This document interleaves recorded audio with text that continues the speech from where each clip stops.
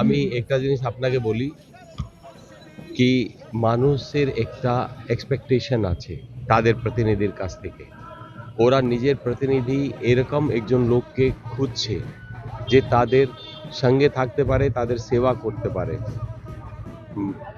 এখানে যে জিনিসটা চলছে সবসময় তোলাবাজি, ভ্রষ্টাচার, করাপশন এবং মানুষকে কষ্ট দেওয়া, তো এই জিনিসটা থেকে সবাই মানুষ মুক্তি চাইছে। আর যেটা আপনি বললেন কি ওরা ইমোশনাল হয়ে যাচ্ছে, আমি আপনাকে বলছি কি আমিও ভিতর থেকে অনেক ইমোশনাল হয়ে যাচ্ছি। কারণ আমি যখন এই জিনিসটা দেখতে পাচ্ছি কি ধরনের কষ্টের মধ্যে মানুষ থাকছে, কিভাবে তাদের বাড়িতে অ্যাটাক করা হয়েছে, তারপরেও তারা বিজেপির ঝান্ডা ধরে আছে। এই তো কষ্টের মধ্যে ঘর বাড়ি ভাঙচুর করা হয়েছে, লোকজনকে পিটানো হয়েছে, লোকজনকে মারা হয়েছে।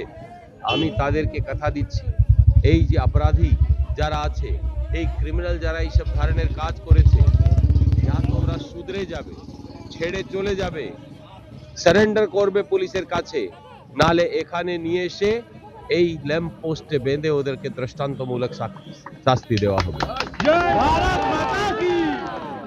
বিরোধী দল বারবার আপনাকে বহিরাগত বলে বলছে, কিন্তু মানুষ এখানে আপনার সাথে কানেক্ট করতে পারছে। আমরাই চিনিকে তামিলনাড়ু থেকে ধরে নিয়ে আসবো, চিন্তা করবেন না আপনি জিতার পরে। ও যখন তামিলনাড়ু পালাবে ওকে ধরে নিয়ে আসবো আমরা। ঠিক আছে।